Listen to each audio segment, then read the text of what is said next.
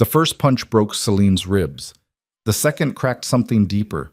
She curled around her newborn daughter on the floor while Damien Vale stood over her, screaming that she'd failed him again. Another girl, not the son he needed. Blood pooled under her cheek. Her 3-year-old cried in the corner. Then the front door exploded inward, and the most dangerous man in the city stepped through the smoke with a gun in his hand and murder in his eyes. Roman DaCosta hadn't come to save her. He'd come for business. But when he saw what Damien had done, everything changed. If you want to know how a crime lord became a father and a broken woman became whole, stay with me until the end. Hit that like button and drop a comment with your city so I can see how far this story travels. Sut. The brownstone on Hathaway Street looked like every other house on the block. Red brick, iron railing, a willow tree out front that hadn't been trimmed in years. Inside, the walls were thin enough to hear the neighbor's television through the plaster, and the floorboards creaked no matter how carefully you walked. It was the kind of place people passed without looking twice, which was exactly why Damien Vale had chosen it. Celine had learned not to make noise. She sat on the bathroom floor with her back against the tub, her 3-year-old daughter Iris asleep in her arms, and tried to keep her breathing quiet. The baby, Maya, born 6 hours ago in the same bathroom with no doctor and no drugs, was wrapped in a towel on the sink counter, still slick and red-faced and blessedly silent. Celine's hands shook, her vision blurred at the edges. She could feel the blood soaking through the old towels she'd packed between her legs, could feel the way her body was still trying to push something out that wasn't there anymore. But she couldn't move yet. Damien was in the next room and she could hear him pacing. "Another girl," he said, and his voice was low, controlled, the kind of quiet that made her skin go cold. "You gave me another goddamn girl." Celine closed her eyes. She wanted to say that she hadn't given him anything, that biology didn't work the way he thought it did, that this wasn't something she could control. But she'd learned a long time ago that logic didn't matter to men like Damien. What mattered was what he wanted, and what he wanted was a son, an heir, someone to carry his name into whatever empire he thought he was building in the filthy underworld of this city. 2 daughters meant she'd failed him twice. The pacing stopped. Celine's breath caught. The bathroom door opened. Damien stood in the doorway, backlit by the hallway light, his face in shadow. He was a big man, broad-shouldered and thick-necked, with hands that looked like they could crush stone.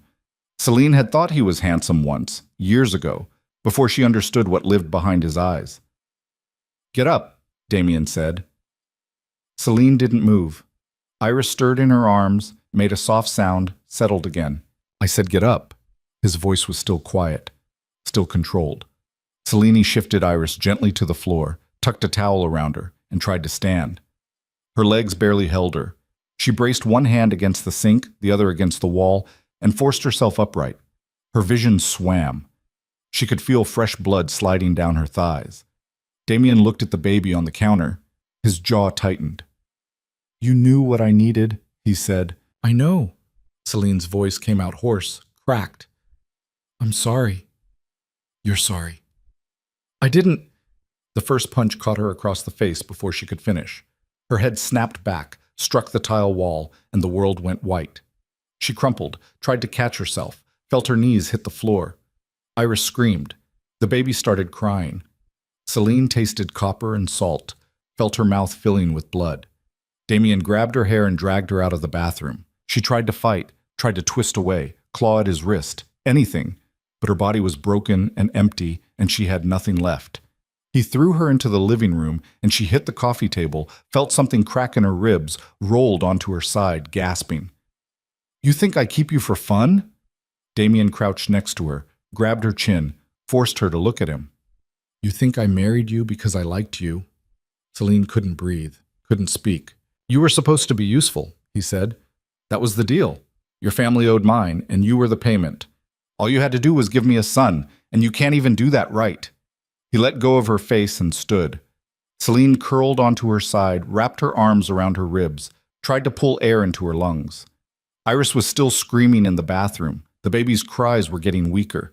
Damien walked to the window, looked out at the street. His shoulders were tense. He was breathing hard. "I should have known," he said. "Your father was weak. Your brothers were weak. I thought maybe you'd be different, but you're just like the rest of them." Celine wanted to tell him that her father had been a good man, that her brothers had tried to protect her, that the only reason she'd agreed to marry Damien was because he'd threatened to kill them all if she didn't. But her mouth wasn't working right and her ribs were on fire and she couldn't think past the pain. Damien turned away from the window, looked down at her. "I'm done," he said. Celine's heart stopped. "Wait," she whispered. "You're no use to me anymore." He pulled a gun from the back of his waistband, checked the chamber. "And I'm not feeding 3 mouths when I don't have to." "Please." Celine tried to sit up, couldn't. "Please, they're just babies. They didn't—" "They're girls." Damien's voice was flat. "They're worthless." He aimed the gun at her head. Celine closed her eyes. The front door exploded. Not opened. Exploded. The frame splintered, the lock tore free, and the door slammed inward so hard it bounced off the wall and swung back. Smoke poured into the room, thick and acrid, and through it came a man Celine had only ever seen in photographs, a man whose name people didn't say out loud unless they were drunk or stupid or both. Roman DaCosta stepped into the living room like he owned it. He was tall, lean, dark-haired, dressed in a black coat that looked like it cost more than Celine's entire house.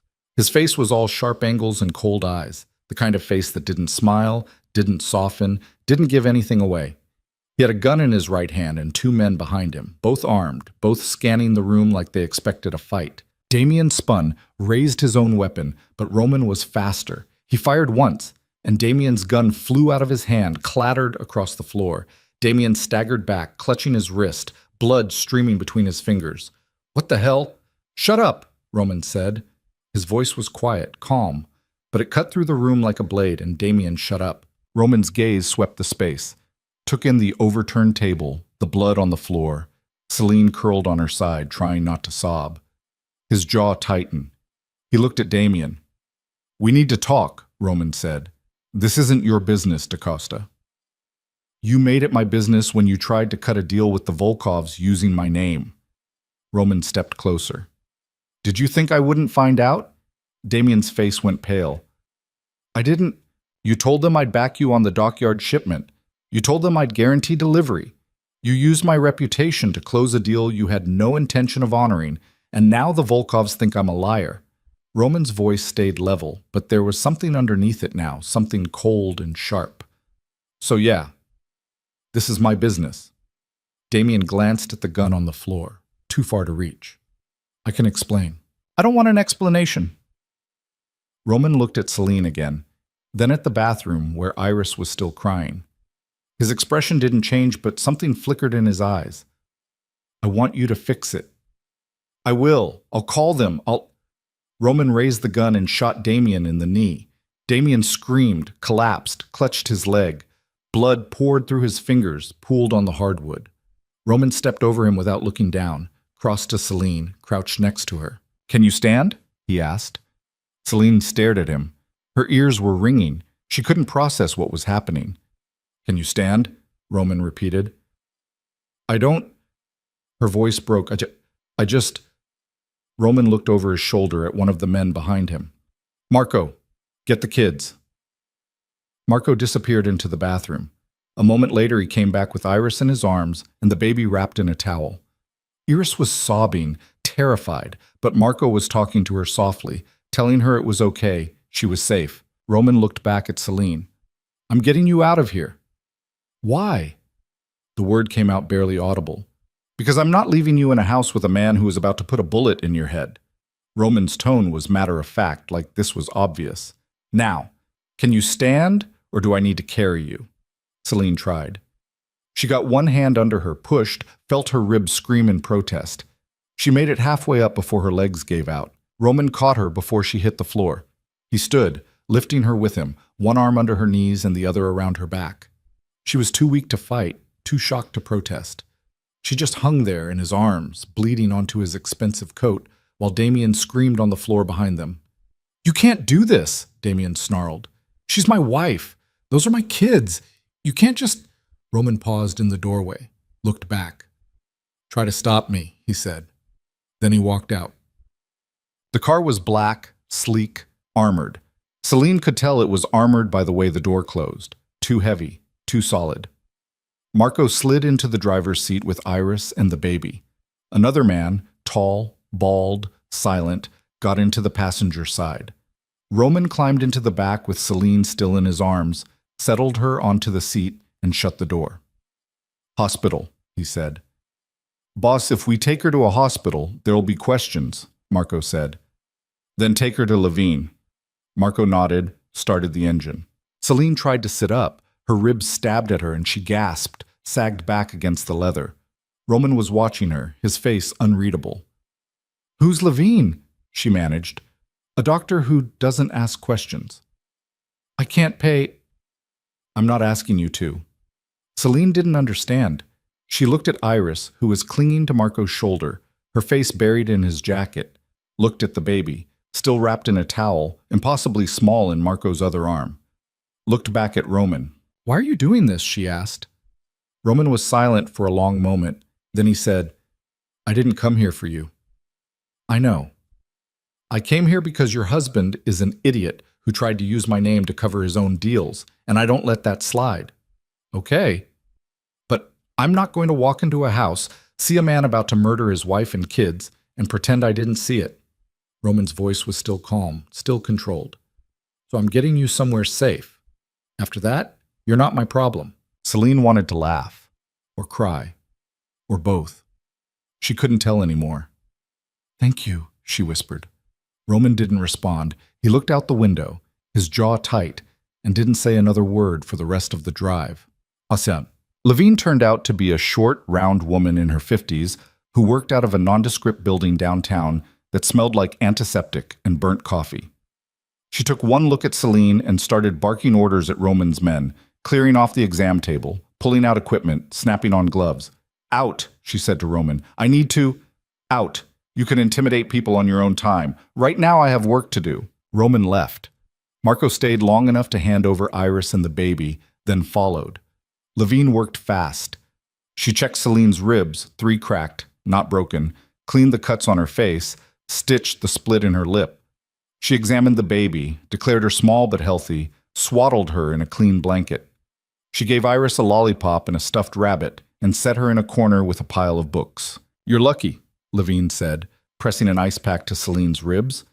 "Another inch to the left and that punch would have punctured a lung." "I don't feel lucky." "You're alive. Your kids are alive. That's more than most people get when Roman DaCosta kicks down their door." Levine's expression softened. "What's your name?" "Celine." "Okay, Celine, I'm going to give you some painkillers, some antibiotics, and a lecture about what happens if you go back to that house." "I'm not going back." "Good. Because if you do, you won't survive it." Levine handed her 2 bottles of pills. "Take these twice a day. Rest, eat, don't do anything stupid." "Where am I supposed to go?" Levine shrugged. "That's between you and the man outside." "Check." Roman was leaning against the wall in the hallway when Celine limped out of the exam room, Iris holding her hand and the baby asleep in her arms. He straightened, looked her over. "You good?" he asked. "Good is a strong word." "Can you walk?" "Barely." Roman nodded. "Marco's bringing the car around. We're going to my estate." Celine stopped. "What?" "You heard me. I can't—" She shook her head. "I don't have money. I can't pay you back for any of this." "I'm not asking you to." "Then what do you want?" Roman looked at her for a long moment. Then he said, "I want you and your kids somewhere Damien Vale can't find you. My estate is the safest place in this city. You'll stay there until I figure out what to do with your husband. You're just going to let me live in your house. For now." "Why?" Roman's jaw tightened. "Because I'm not leaving you on the street." Celine didn't know what to say. She looked down at Iris, who was staring up at Roman with wide, wary eyes. Looked at the baby, still asleep, oblivious. "Okay," she said quietly. Roman turned and walked toward the exit. The estate was on the north side of the city, hidden behind high walls and iron gates and enough security to guard a small country. The house itself was massive, 3 stories of stone and glass, surrounded by gardens that looked like they'd been cut from a magazine. Celine had never seen anything like it. Marco carried Iris inside while another man, silent, efficient, took the baby. Roman led Celine through a marble foyer, down a hallway lined with art that probably cost more than she'd earn in a lifetime, and up a wide staircase to the second floor. "This is your room," he said, opening a door. The room was bigger than Celine's entire apartment. King-sized bed, plush carpet, floor-to-ceiling windows overlooking the gardens. There was a bathroom attached, all white tile and gold fixtures, and a walk-in closet that was currently empty. "The kids can stay in the room next door," Roman said. "There's a crib, toys, whatever you need. If you need anything else, tell Marco." Celine stared at him. "I don't understand." "What's not to understand? Why are you doing this? You don't know me. You don't owe me anything." Roman's expression was unreadable. "You're right, I don't." "Then, but I saw what your husband was about to do, and I'm not going to pretend I didn't." He stepped back into the hallway. "Get some rest. We'll talk in the morning." He closed the door before she could respond. Celine stood there for a long time, holding her broken ribs, staring at the bed. Then she walked to the window and looked out at the gardens, at the high walls, at the city lights beyond. She didn't cry. She was too tired to cry. But for the first time in years, she let herself believe that maybe, just maybe, she was safe. Celine woke to sunlight streaming through the windows and Iris curled against her side. For a moment she forgot where she was, and panic spiked through her chest. Then she remembered. The brownstone, Damien, the gunshot, Roman. She sat up slowly, wincing as her ribs protested. The baby was in a bassinet next to the bed, still asleep. Someone must have brought it in during the night. There was a knock on the door. "Come in," Celine said. A woman in her 30s stepped inside, carrying a tray. She had dark hair pulled into a bun and kind eyes. "Morning, I'm Anna. I work here. Brought you breakfast." Celine blinked. "You didn't have to—" "Boss's orders." Anna set the tray on the nightstand. Toast, eggs, fruit, coffee. "He said to make sure you ate." "Oh," Anna smiled. "There's clothes in the closet. Should fit. If they don't, let me know and I'll get something else." "Thank you." Anna left. Celine stared at the tray, at the food she hadn't cooked, at the coffee she hadn't made. Iris stirred, opened her eyes, looked around. "Mama?" "I'm here, baby." "Where are we?" "Somewhere safe." Iris sat up, rubbed her eyes. "Is Daddy here?" Celine's chest tightened. "No." "Good." Iris's voice was small but firm. "I don't like Daddy." Celine pulled her daughter close and held on tight. Later, after Iris had eaten and the baby had been fed and changed, Celine ventured downstairs. The house was quiet, almost unnervingly so. She found Marco in the kitchen, drinking coffee and reading a newspaper. "Morning," he said. "Morning." "Boss wants to see you. He's in his office." Celine's stomach twisted. "Now?" "When you're ready." She nodded, took a breath, and followed Marco's directions down another hallway to a heavy oak door. She knocked. "Come in," Roman's voice called. Celine opened the door. Roman's office was all dark wood and leather, shelves lined with books, a massive desk in the center. Roman sat behind it, tie loosened, sleeves rolled up, looking at a file. He glanced up when she entered. "Sit," he said. Celine sat. Roman closed the file, leaned back in his chair. "How are you feeling?" "Like I got hit by a truck. That's about right?" He studied her. "Levine said you need to rest for at least a week, longer if you want the ribs to heal properly." "I can't stay here for a week." "Why not?" "Because, Celine stopped. She didn't have a good answer. "I don't want to be a burden." "You're not." "You don't even know me." "I know enough." Celine looked down at her hands. "What happens to Damien?" Roman's expression didn't change. "What do you want to happen to him?" "I want him to never come near me or my daughters again." "Done." "That's it?" "That's it." Roman's voice was flat. "Damien Vale is a liar and an idiot, and he tried to use my name to cover his deals. That's bad for business, so I'm shutting him down. He won't bother you." "You're just going to let him live?" Roman's eyes were cold. "For now." Celine didn't push. She didn't want to know what for now meant. "What about me?" she asked. "What about you?" What do you want from me? Roman was silent for a long moment. Then he said, I want you to stay here until you're healed. After that, if you want to leave, you can leave. If you want to stay, you can stay. Your choice. Why would I stay? Because out there you've got no money, no job, no family, and a husband who wants you dead. Roman's tone was matter of fact. In here, you've got a roof, food, security, and time to figure out what comes next. Celine wanted to argue, wanted to say she could take care of herself, that she didn't need his help. But she looked at him, at this man who'd kicked down her door and saved her life for no reason other than he'd seen something he couldn't ignore, and the words wouldn't come. Okay, she said quietly. Roman nodded. Good. He opened the file again, started reading. Celine stood, turned to leave. Celine. She stopped. You're safe here, Roman said without looking up. No one's going to hurt you. Celine didn't know if she believed him, but she wanted to. Thank you, she said, and she left. The days blurred together. Celine spent most of her time in her room, resting, healing, trying to process everything that had happened. Iris adjusted faster than Celine expected. She explored the house, played in the gardens, followed Anna around like a shadow. The baby slept and ate and grew, oblivious to the fact that her world had been turned upside down. Roman was a ghost. Celine saw him occasionally, passing in the hallway, sitting in his office, speaking quietly to Marco, but he never approached her, never asked her for anything. It was like he'd forgotten she was there. Except he hadn't.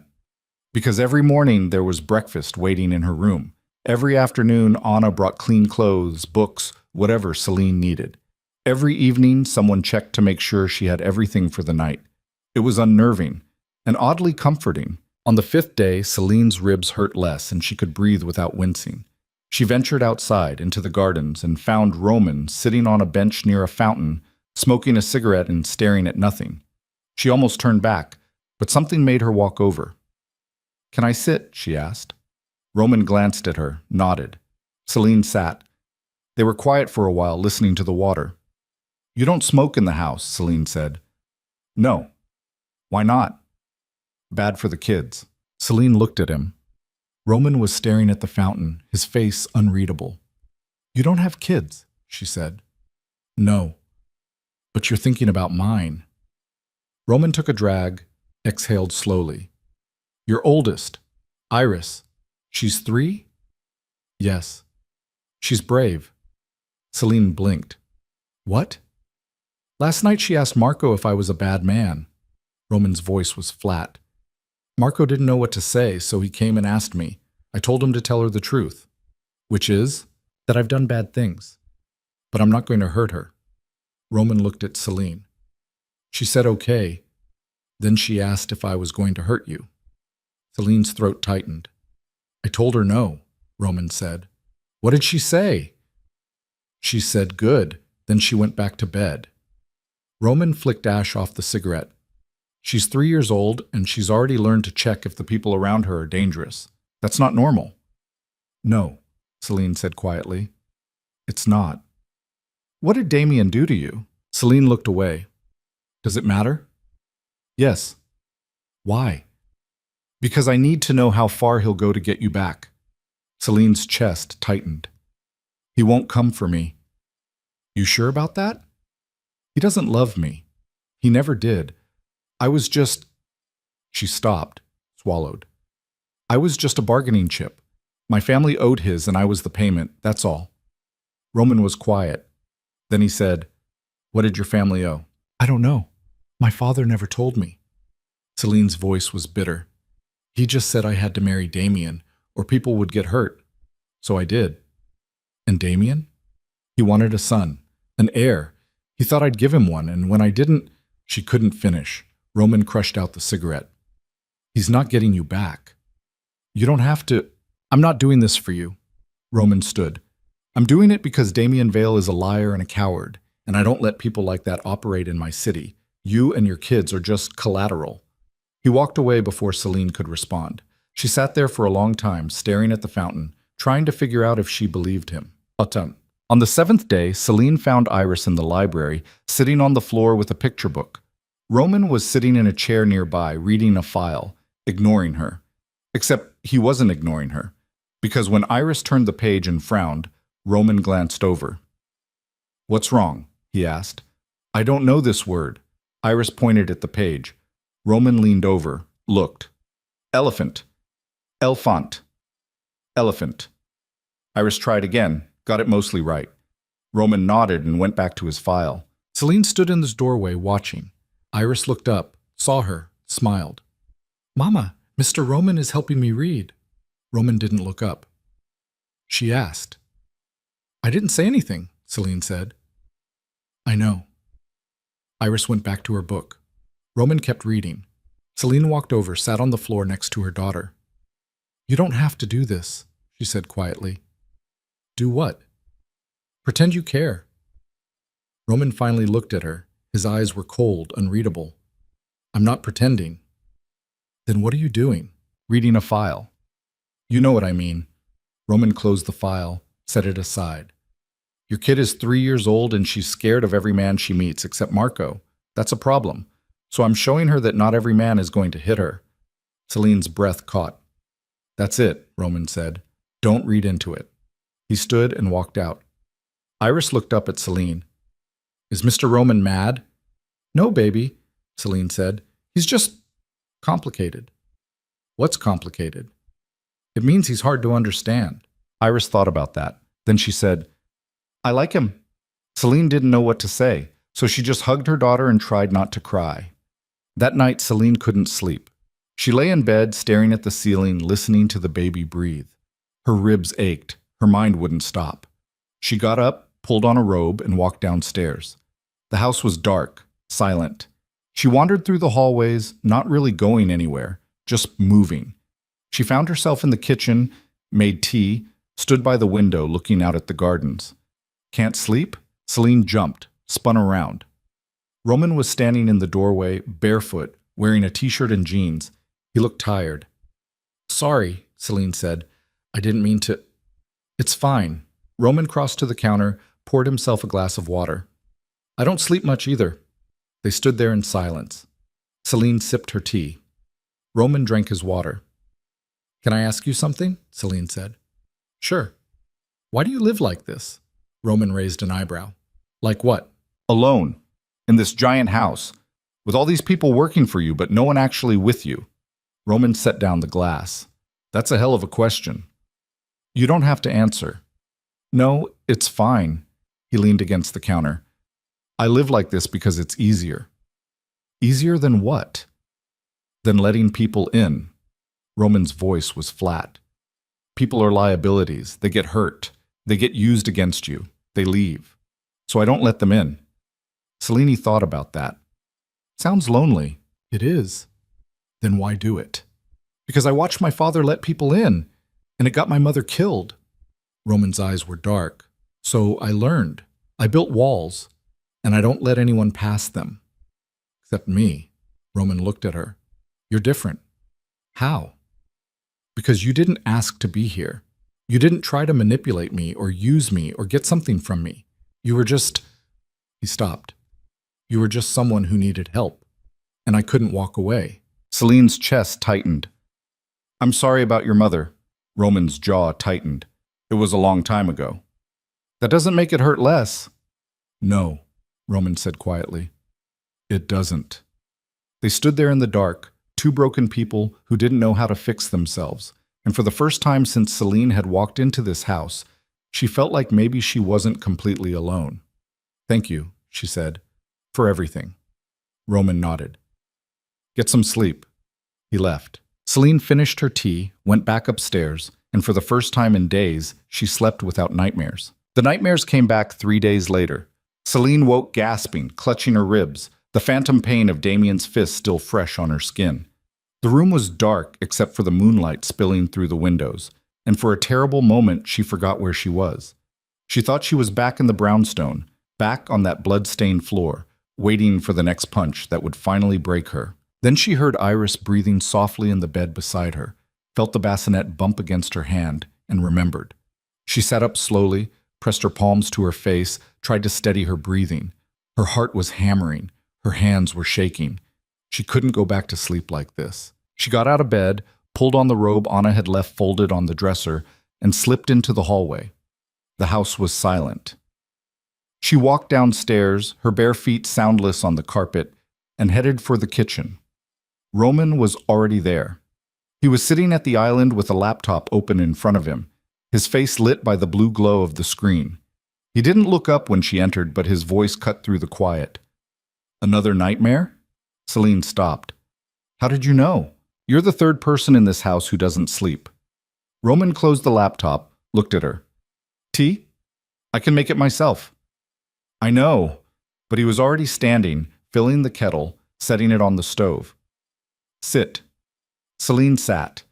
She watched him move through the kitchen with an efficiency that didn't match the rest of him. This man who ran half the criminal operations in the city, making tea at 2 a.m. like it was the most normal thing in the world. He set a mug in front of her, leaned against the counter with his own. "Same dream?" he asked. "Does it matter?" "Probably not." Roman sipped his tea. "But talking helps, or so I'm told." "You don't talk about yours." "No." "Then why should I?" Roman's mouth twitched, almost a smile.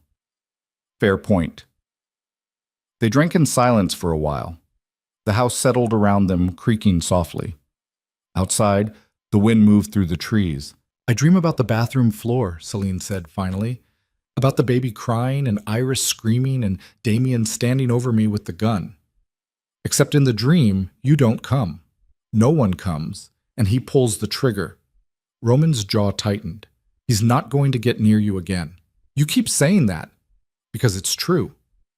"How can you be sure?" Roman set down his mug. "Because 3 days ago, I had Marco deliver a message to Damien Vale.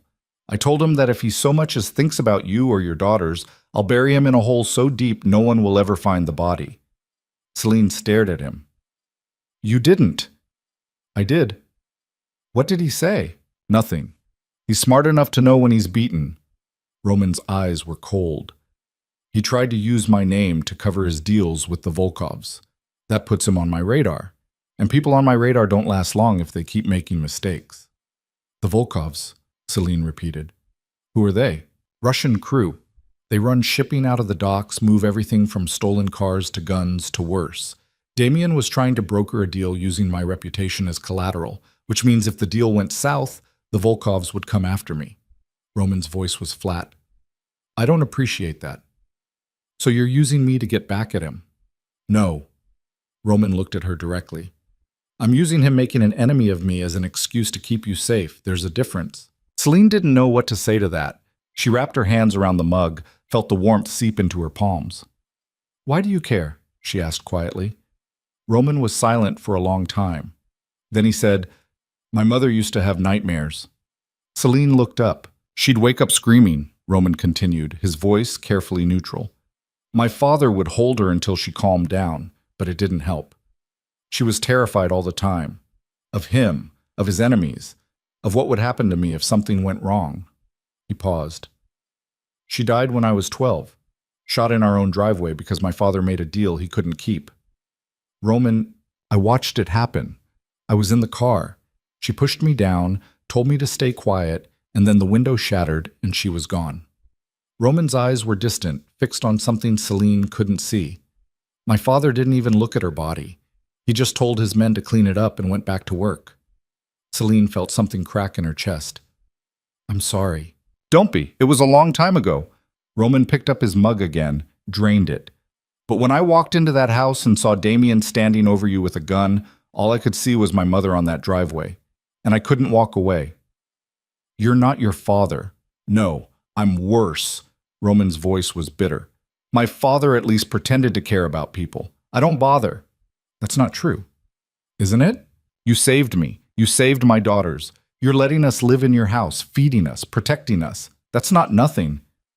Roman looked at her, and for a moment his expression softened, just a fraction. Then it was gone. "Get some sleep, Celine," he said. "You too." "I don't sleep." "Maybe you should try." Roman's mouth twitched again.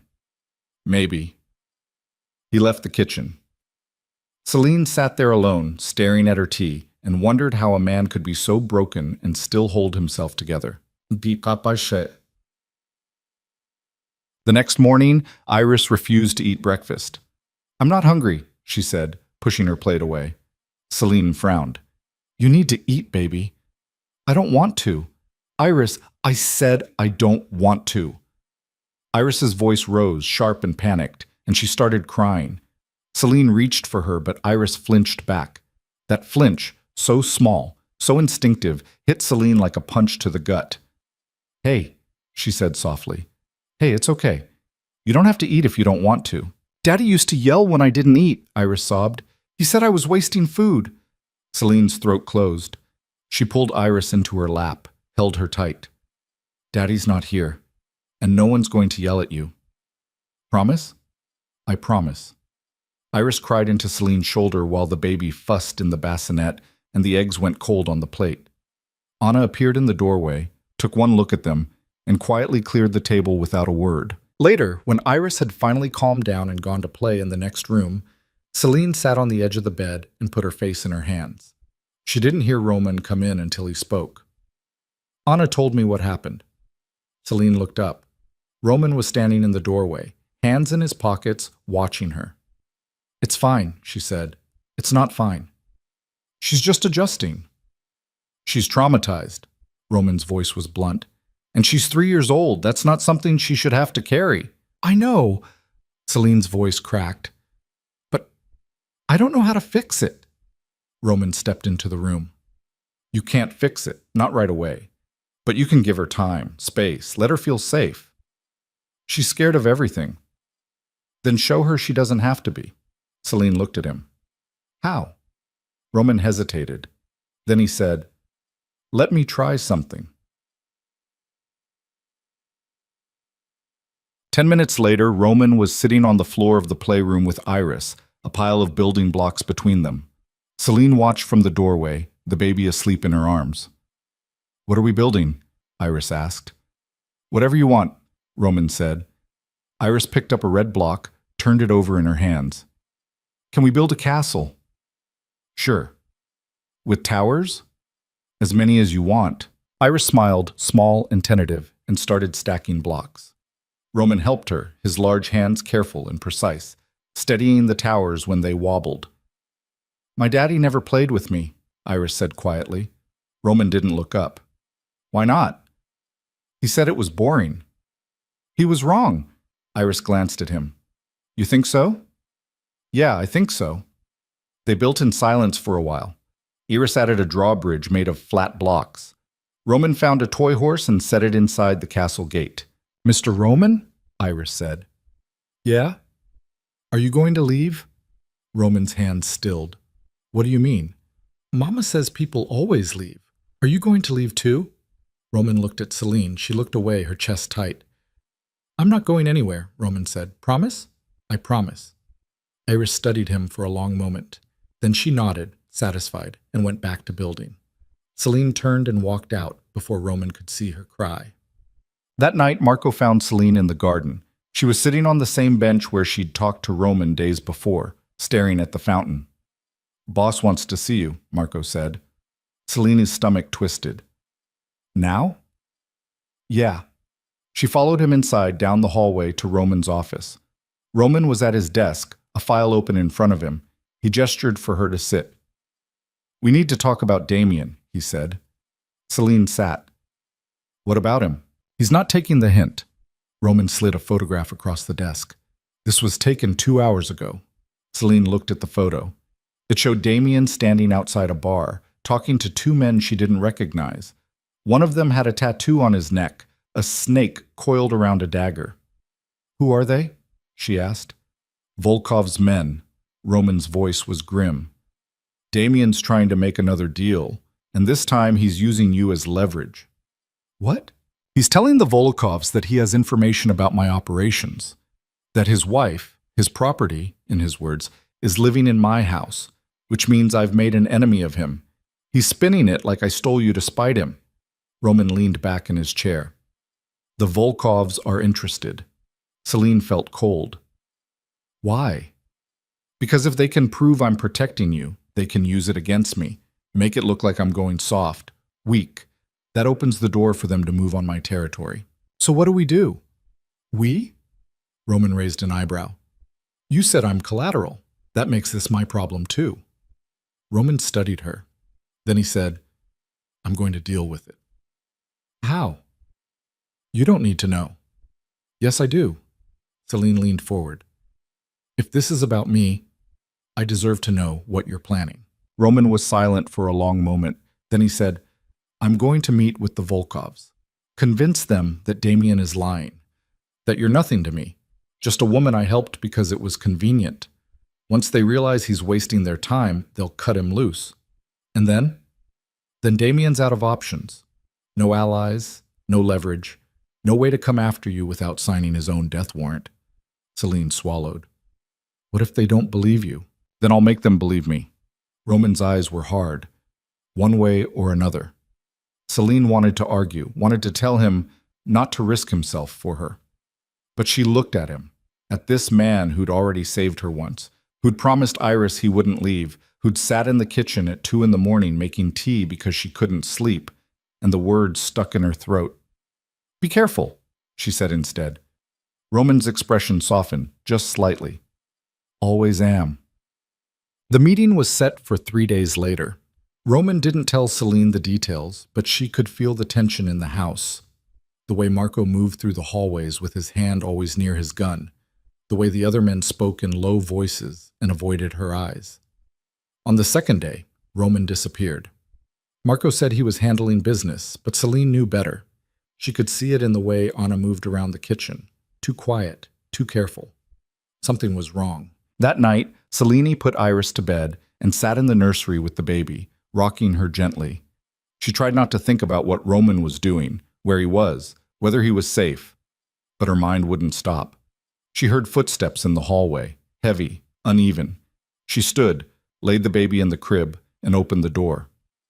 Roman was leaning against the wall outside, his face pale, his shirt stained with blood. Jesus, Celine breathed. What happened? Meeting went badly. Roman's voice was rough. I'm fine. You're bleeding. It's not mine. Celine didn't believe him. She grabbed his arm, pulled him into the room, made him sit on the chair. He didn't fight her. She lifted his shirt. There was a gash along his ribs, deep but not fatal, already clotting. She pressed a towel against it, ignored his hiss of pain. You need stitches, she said. I've had worse. That's not reassuring. Roman laughed, short and bitter. Sorry. Celine worked in silence, cleaning the wound, wrapping it with gauze she found in the bathroom. Her hands were shaking. Roman watched her, his eyes dark. What happened? She asked again. The Volkovs didn't believe me, Roman said. They think I'm lying about you. They want proof. What kind of proof? They want to see you, talk to you, confirm that you're not important to me. Celine's hand stilled. And if I don't? Then they assume I'm lying and they move on my territory. People die. My people. Roman's jaw tightened. I won't let that happen. So what do you want me to do? I want you to come with me to the next meeting. Tell them the truth, that I helped you because Damien was an idiot, not because you mean anything to me. Convince them you're nobody. Celine looked at him. And if they don't believe me either, then I'll handle it. How? Roman didn't answer. Celine finished wrapping the wound, sat back. You're going to get yourself killed. Maybe. That's not funny. I'm not joking. Roman stood, winced, steadied himself against the chair. But I'm not letting them use you to tear down everything I've built. So I'll do whatever I have to do. Even if it means dying? Roman looked at her, and for the first time since she'd met him, his expression was raw, unguarded. I've been ready to die for a long time, he said quietly. But I'm not ready to let you and your daughters get caught in the crossfire. So yeah, even if it means dying. He left before she could respond. Celine sat in the dark nursery, listening to the baby breathe, and wondered how she'd ended up here, how she'd gone from a woman with no choices to a woman who might be the reason a man like Roman DaCosta didn't make it through the week. The meeting was set for the following night. Celine spent the day trying not to think about it, trying to keep Iris entertained, trying to pretend everything was normal. But her hands wouldn't stop shaking, and every time she looked at Roman across the room, she felt something twist in her chest. Anna cornered her in the kitchen that afternoon. "You don't have to do this," Anna said. "I know. Boss would understand if you said no."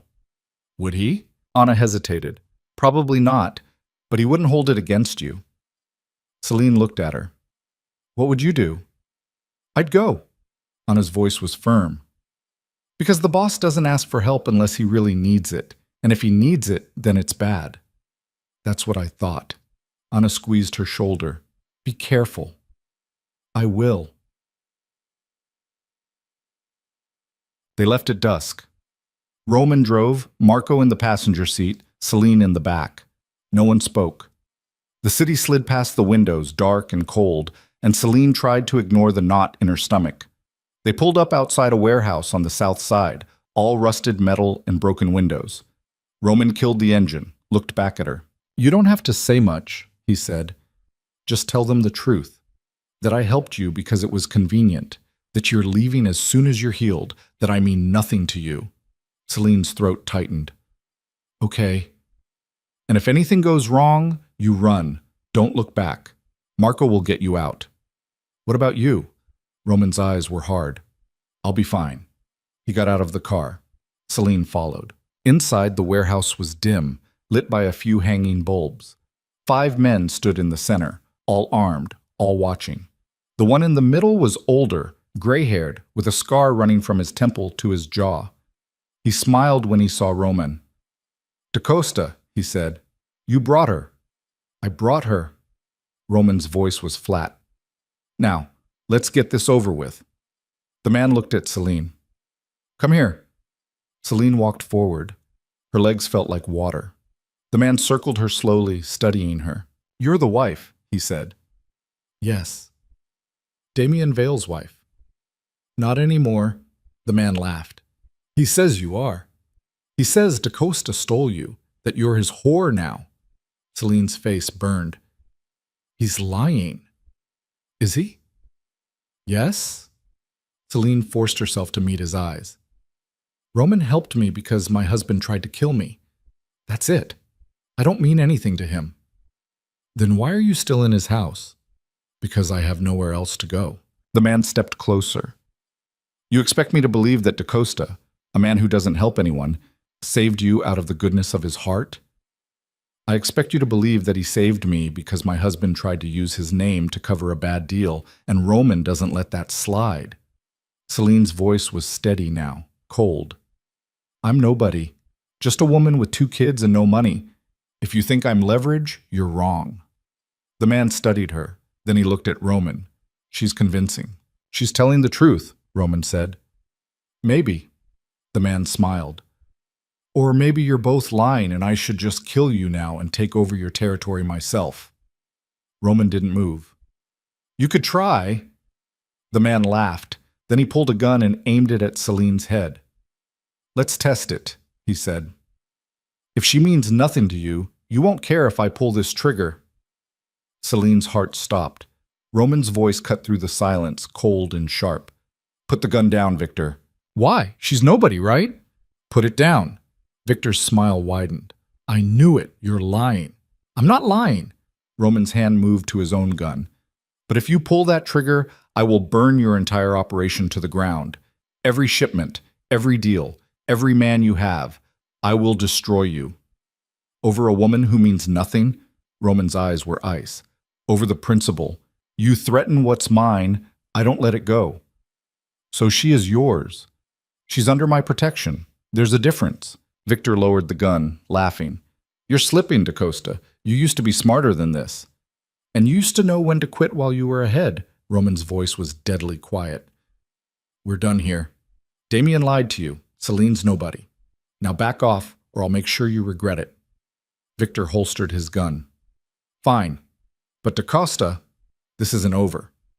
"Yeah," Roman said. "It is." He grabbed Celine's arm and pulled her toward the door. Marco followed, gun drawn, watching the room. They made it to the car, climbed in, and Roman floored it. They drove in silence for 10 minutes. Then Celine said, "You told him I'm under your protection." "I had to." That's not what we agreed. I know. Roman's hands were tight on the wheel. But he was going to kill you, and I couldn't let that happen. Why not? Roman didn't answer. Why not? Celine repeated. Roman pulled over, killed the engine, turned to face her. His eyes were blazing. Because I've already lost one woman I couldn't protect, he said. I'm not losing another. Celine stared at him. Roman, I know what I said. I know I told you this was just business, but I lied. His voice was raw. You're not nobody, and I can't pretend you are. Celine's breath caught. I'm sorry, Roman said. I didn't mean for this to happen, but it did, and now we're both stuck with it. He started the car again and drove them home.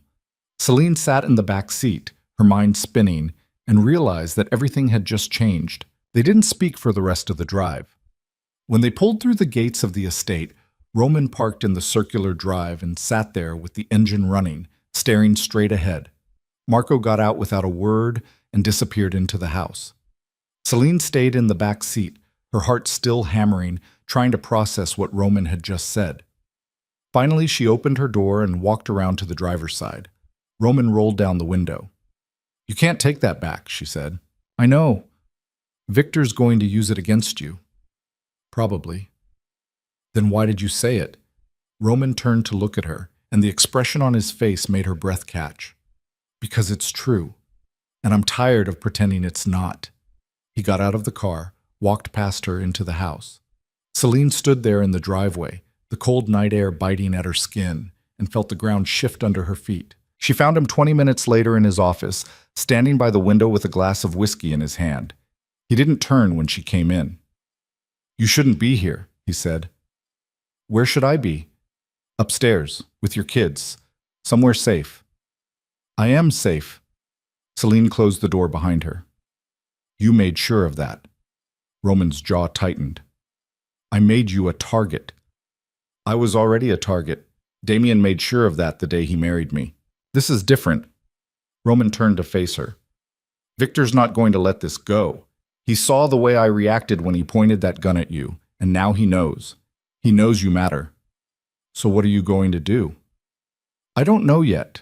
Roman drained the glass, set it down hard on the desk. But I need to figure it out fast, because if Victor moves first, people are going to die. Your people, my people, your husband's people. Hell, maybe even you. Roman's voice was bitter. This whole thing is a mess, and it's my fault. Celine crossed the room, stood in front of him. It's not your fault. You didn't ask for any of this. Neither did you. No, but I'm here anyway. She took a breath. And I'm not going anywhere. Roman stared at her. You should. Why? Because it's dangerous? Because Victor might come after me? I've been in danger my whole life, Roman. At least here I have a choice about it. What choice? The choice to stay, to fight, to stop running. Celine's voice was steady. I spent 3 years married to a man who treated me like property, and I couldn't do anything about it because I had no power, no money, no way out. But now I do, and I'm not going to waste it. Roman's eyes searched hers. You don't know what you're saying. Yes, I do. If you stay, you're part of this, all of it. The violence, the danger, I know. Celine stepped closer. But I'd rather be part of this with you than safe and alone somewhere else. Roman's breath hitched. For a moment he just looked at her, and Celine saw something raw and desperate in his eyes, something he'd been holding back for too long. Then he reached up, touched her face, his hand rough and warm against her cheek. I don't deserve this, he said quietly. Neither do I. But we're here anyway. He kissed her. It wasn't gentle. It wasn't soft. It was desperate and hungry and full of all the things neither of them knew how to say. Celine kissed him back, her hands fisting in his shirt, pulling him closer. She tasted whiskey and blood and something darker, something that scared her and thrilled her all at once. When they finally broke apart, they were both breathing hard. Roman rested his forehead against hers. This changes everything, he said. I know. Victor's going to come after us. Damien's going to come after us. Everyone's going to come after us. Then we deal with it. Celine's voice was firm. Together. Roman pulled back, looked at her. You're sure about this? No, but I'm doing it anyway. He laughed, short and rough. You're insane. Probably. Celine smiled. But so are you. Roman kissed her again, softer this time, and for the first time in longer than she could remember, Celine felt something other than fear. She felt alive. The next morning, everything was different and nothing had changed. Celine woke up in her own bed with Iris curled beside her and the baby asleep in the bassinet, and for a moment she wondered if she'd dreamed the whole thing. Then she went downstairs and saw Roman in the kitchen, and the way he looked at her, the way his eyes softened just slightly before he turned away, told her it was real. Anna was making pancakes. Marco was reading the paper. Everything looked normal. But Celine could feel the tension humming under the surface, could see it in the way Marco's hand stayed near his gun, the way Anna kept glancing at Roman like she was waiting for something to explode. Morning, Celine said. Roman nodded. Morning. Sleep okay? No. Yeah, me neither. Marco looked up from the paper, glanced between them, and went back to reading without a word. Anna flipped a pancake and pretended she wasn't listening. Iris came downstairs a few minutes later, dragging her stuffed rabbit. She climbed into Roman's lap without asking, settled there like she belonged. Mr. Roman, can we build another castle today? She asked. Roman's expression softened. Maybe later. Promise? Yeah, I promise. Iris smiled, content, and started eating the pancakes Anna put in front of her. Celine watched them, this man and her daughter, and felt something shift in her chest. It terrified her. But she didn't pull away. After breakfast, Roman pulled Marco aside. Celine didn't hear what they said, but she saw the way Marco's face went grim, saw him nod and leave the room. Roman came back to the table, sat down across from her. We need to talk, he said. About what? About what happens next. Celine glanced at Iris, who was playing with her rabbit on the floor. Not here. They went to his office. Roman closed the door, leaned against the desk. I had Marco do some digging, he said. Turns out Damien's been busier than I thought. What do you mean? He's not just working with the Volkovs. He's been talking to half a dozen other crews, spinning the same story, that I stole his wife, that I'm going soft, that now's the time to move on my territory. Roman's voice was tight. And some of them are listening. Celine's stomach dropped. How many? Enough. Roman ran a hand through his hair. I've spent 10 years building my reputation in this city. And now, because of Damien's lies and Victor's greed, it's all falling apart. So what do? I need to prove them wrong. Show them that I'm not weak, that this isn't a liability. Roman looked at her. But I can't do that without making things worse for you. What does that mean? It means if I go to war to protect my territory, you and your kids are going to be right in the middle of it, and I can't guarantee I can keep you safe. Celine took a breath. Then don't go to war. It's not that simple. Yes, it is. Celine stepped closer. You said it yourself. Damien's a liar. Victor's greedy. They're using me to get to you, but I'm not actually the problem, so stop treating me like I am. What are you suggesting? I'm suggesting we cut off the source. If Damien's the one spreading the lies, then we deal with Damien. Roman's eyes narrowed. Deal with him how? I don't know. You're the crime lord. Figure it out. Roman stared at her. Then he laughed, short and sharp. You're serious? Yes. You want me to kill your husband. I didn't say that. Celine's voice was steady. I said deal with him, however you think is best. Roman was silent for a long moment. Then he said, if I do this, there's no going back. You understand that? I understand. And you're okay with it? Celine thought about Damien's fists, about the gun in her face, about the way he'd looked at their daughters like they were worthless. She thought about the nightmares she still had, the fear that still lived in her chest, the scars that would never fully heal. Yes, she said. I'm okay with it. Roman nodded slowly. Then I'll take care of it. He left that night with Marco and 3 other men. Celine didn't ask where they were going. She didn't want to know. She put Iris to bed, fed the baby, and sat in the nursery rocking chair, trying not to think about what was happening out there in the dark. Anna found her around midnight. You should get some rest, Anna said. I can't. He'll be fine. He always is. How do you know? Anna sat down on the floor, leaned against the wall. I've worked for Roman for 8 years. In that time, I've seen him walk into situations that should have killed him a dozen times over, and every time he walks back out. What if this time is different? It won't be. You sound sure. I am. Anna smiled faintly, because he's got something to come back to now, and that makes all the difference. Celine looked at her.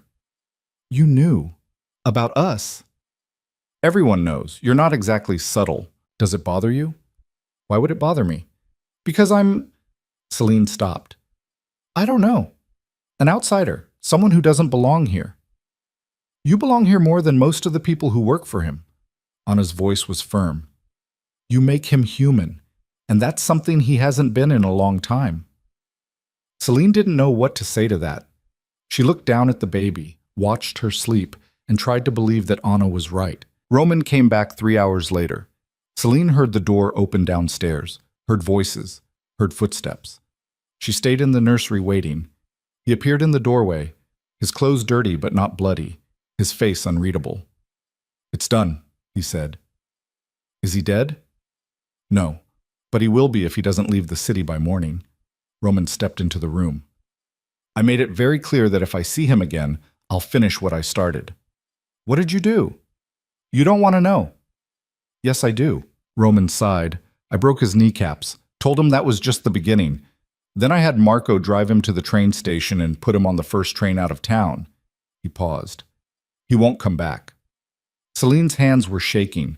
She set the baby down in the crib, stood, walked over to Roman. Thank you, she said. Don't thank me. I didn't do it for you. Then who did you do it for? Myself. Roman's voice was rough. Because I couldn't stand the thought of him breathing the same air as you and your kids. Celine kissed him. It was softer this time, slower, and when they pulled apart, Roman was looking at her like she was something fragile and precious and utterly terrifying. I don't know how to do this, he said quietly. Neither do I. Then I guess we'll figure it out together. For 3 days, everything was calm. Damien was gone. Victor hadn't made a move. Roman's captains reported that the rumors were dying down, that the other crews were backing off. It felt like maybe, just maybe, they'd gotten through the worst of it. Then Marco came into the kitchen on the 4th morning with a file in his hand and murder in his eyes. We've got a problem, he said. Roman looked up from his coffee. What kind of problem? Marco slid the file across the table. Roman opened it, read for a moment, and his face went white. What is it? Celine asked. Roman didn't answer. He just kept reading, his jaw getting tighter with every line. Roman, Celine said. What is it? He closed the file, looked at her. Damien didn't just marry you because your family owed his. What do you mean? I mean, it was planned, from the beginning. Roman's voice was cold. Your father didn't owe Damien's family money. He owed mine. Celine's breath stopped. What? 20 years ago, your father borrowed $250,000 from my father to save his business. He couldn't pay it back, so my father let it ride. But the debt was still there. Roman's hands were shaking. When my father died, and I took over, I inherited that debt. And Damien found out about it. I don't understand. He married you to get to me. Roman's voice was raw. He thought if he could tie himself to your family, he could use that debt as leverage, force me to back his deals, give him protection, whatever he needed. And when you didn't give him the son he wanted, when you became a liability instead of an asset, he decided to cut his losses. Celine felt like the floor had dropped out from under her. So this whole time you were a pawn in a game you didn't even know you were playing. Roman stood, started pacing. And I didn't know either, because my father never told me about the debt. I found out 3 hours ago when Marco pulled the records. Why does it matter now? Because Damien's not done. Roman stopped, looked at her. He's been telling the Volkovs and every other crew in this city that you're his wife, his property, and that I stole you to spite him. But that's not the whole story. He's also been telling them that by protecting you, I'm protecting his claim to your family's debt. Which means, if they take you from me, they get leverage over me and access to whatever's left of your father's estate. Celine's chest tightened. There's nothing left. My father lost everything before he died. They don't know that. And Damien's betting they won't check. Roman's voice was bitter. He's turned you into a target, and now every crew in the city thinks you're worth something. So what do we do? I don't know. Roman's face was dark. But we're running out of time. Victor's already moving, and if he gets to you before I can stop him... He didn't finish. He didn't have to. Celine stood, walked over to him. Then we leave. We take the kids and we disappear. Tonight. I can't just leave. This is my city. My territory. Then you'll die defending it, and I'll die with you, and Iris and Maya will end up in the system, or worse. Celine's voice cracked. Is that what you want? Roman stared at her. No. Then we leave. Now, before it's too late. Roman was silent for a long time. Then he turned to Marco. How long do we have? A day. Maybe 2 if we're lucky. Marco's voice was grim. Victor's crew is already watching the estate. They're waiting for the right moment. Then we don't give them one. Roman looked at Celine. Pack light. We leave in an hour. The safe house was 3 hours north, hidden in the mountains at the end of a dirt road that didn't show up on any map. Roman had bought it years ago under a fake name, kept it stocked and ready for emergencies. They drove through the night with Marco at the wheel and Roman in the passenger seat, his gun in his lap. Celine sat in the back with Iris asleep against her shoulder and the baby in her arms. They didn't speak. There was nothing to say. When they finally pulled up to the house, a small cabin surrounded by trees, isolated and dark, Roman got out first, checked the perimeter, signaled that it was clear. Marco carried Iris inside while Celine followed with the baby. The cabin was sparse but functional. 2 bedrooms, a kitchen, a fireplace. Roman had Marco do another sweep while he got the generator running. Within an hour, they had heat and light. Celine put Iris in one of the beds, tucked her in, kissed her forehead. The little girl didn't wake. In the other room, Celine laid the baby in a makeshift crib Marco had found in the closet. When she came back out, Roman was standing by the window, staring out at the trees. We can't stay here forever, she said. I know. So what's the plan? Roman didn't turn around. I don't have one yet. That's not like you. None of this is like me. His voice was rough. I don't run. I don't hide. And I sure as hell don't leave my territory to vultures like Victor. Then what are we doing here? Buying time. Roman finally looked at her. I need to figure out how to end this without getting you killed. What about you? What about me? Are you planning to get yourself killed? Roman's jaw tightened. If that's what it takes to keep you safe, then yes. Celine crossed the room, grabbed his arm, forced him to face her. No, absolutely not. Celine, I didn't leave everything behind just to watch you throw your life away. Her voice was fierce. We're in this together, remember? That means you don't get to play martyr. I'm not playing. Then what do you call it? I call it being realistic. Roman's eyes were dark. Victor wants my territory. Damien wants you. And between the two of them, they've turned this into a war I can't win without losing everything that matters. So we find another way. There is no other way. Yes, there is. Celine's grip tightened. We make them think they've won. We give them what they want, or make them think we did, and then we disappear for real. New names, new lives, somewhere they'll never find us. Roman stared at her. You want me to walk away from everything I've built? I want you to live, and I want my daughters to grow up with a father figure who doesn't get himself killed trying to save us. I'm not their father. No, but you could be. Celine's voice broke. If you let yourself.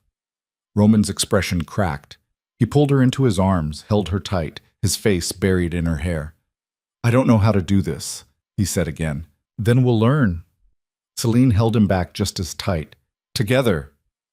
They stood there in the middle of the cabin, 2 broken people holding on to each other like they were the only solid thing in the world. Outside, the wind howled through the trees. Inside, for the first time in days, Celine let herself believe they might actually make it through this. Then the window exploded. Glass shattered inward, and Roman threw Celine to the ground, covering her body with his. Gunfire erupted, tearing through the walls. Marco was shouting something, returning fire. Roman dragged Celine toward the hallway. Get the kids, he yelled. Now! Celine scrambled to her feet, ran to the bedroom. Iris was screaming, terrified. Celine grabbed her, ran to the other room, scooped up the baby. She could hear more gunfire, could smell smoke. Roman appeared in the doorway. Back door. Go. What about you? I'll hold them off. Marco's got the car running. Go. Roman, go.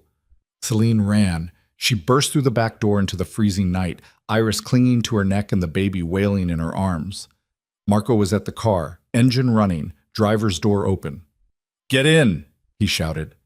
Celine climbed into the back seat. Marco slammed the door, jumped into the driver's seat. More gunfire. The rear window shattered. Celine threw herself over the girls, shielding them with her body. Where's Roman? She screamed. He's coming!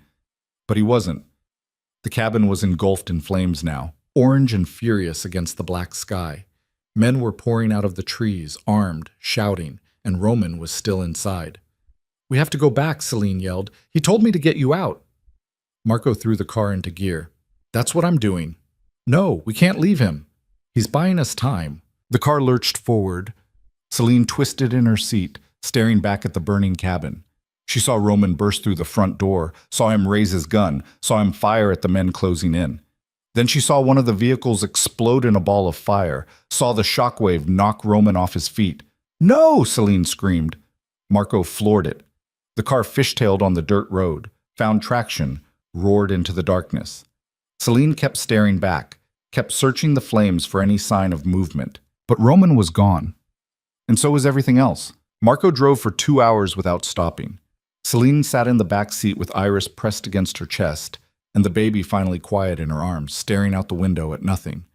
Her mind kept replaying the explosion, the flames, Roman falling. She kept waiting for her brain to process it, to make it real, but it wouldn't. It felt like something happening to someone else. He's not dead, she said. Marco's eyes flicked to the rearview mirror. Celine, he's not dead. He can't be. Marco didn't respond. He just kept driving. They ended up at a motel off Highway 17, the kind of place that took cash and didn't ask questions. Marco paid for a room at the far end of the building, carried Iris inside while Celine followed with the baby.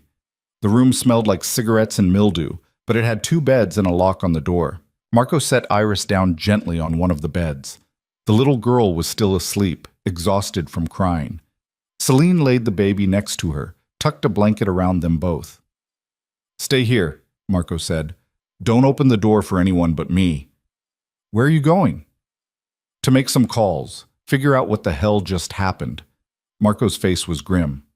Lock the door behind me. He left. Celine locked the door, checked the windows, pulled the curtains shut. Then she sat on the edge of the bed and stared at her hands. They were shaking.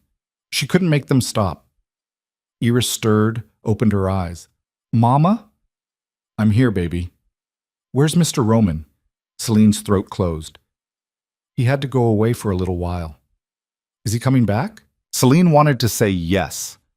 Wanted to promise that everything would be okay, that Roman would walk through the door any minute with that half smile he only gave when Iris said something that surprised him. But she couldn't lie. Not about this. I don't know, she said quietly. Iris started crying. Celine pulled her into her lap, held her tight, and cried with her. Marco came back an hour later. His face was worse than before, pale, tight, like he'd seen something he couldn't unsee. What did you find out? Celine asked. Marco sat down heavily in the chair by the door. The cabin's gone, burned to the ground. Local fire department's calling it a gas leak, but we both know what it really was. And Roman? Marco looked at her. No body. Celine's heart lurched. What does that mean? It means either he got out or someone took him. Marco ran a hand over his face. I've got people looking, but it's been 3 hours and no one's seen him. No calls, no messages, nothing. So he could still be alive. Maybe, or maybe... Marco stopped. We don't know yet.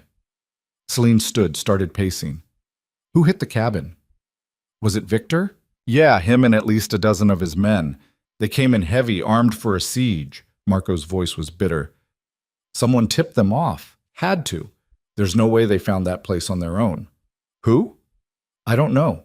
But when I find out, I'm going to kill them myself. Celine stopped pacing. What about Damien? Where is he? That's the other thing. Marco's jaw tightened. He's back in the city. Showed up yesterday, bragging to anyone who'd listen that he's got Roman right where he wants him. He knew about the cabin. Had to, which means he's been working with Victor longer than we thought. Marco stood.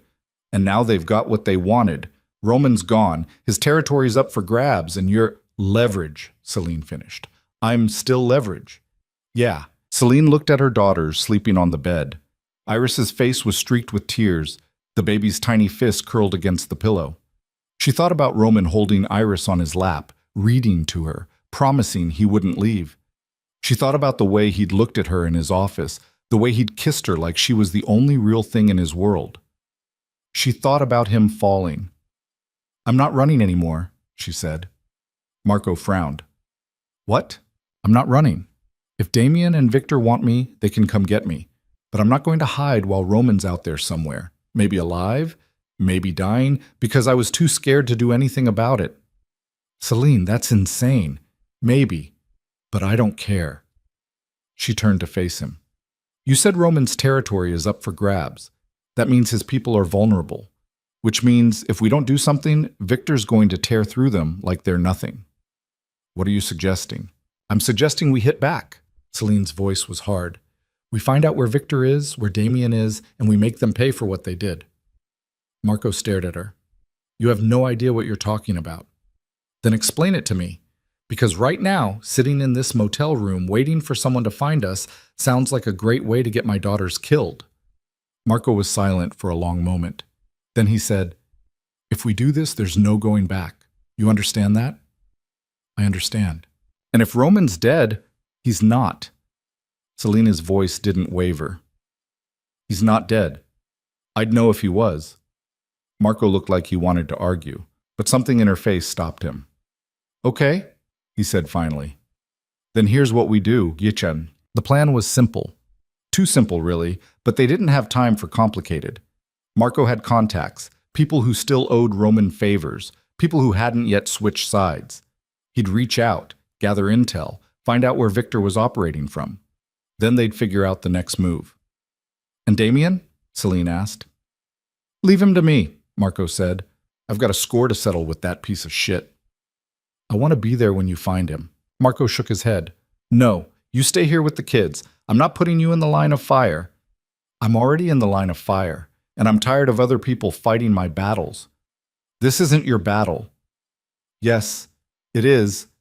Celine's voice was fierce. Damien made it my battle the day he married me.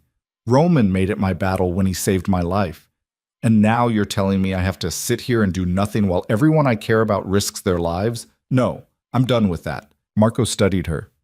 You really mean this? Yes. Fine. But if we're doing this, we do it my way. You follow my lead, you don't take risks, and if I tell you to run, you run. Deal?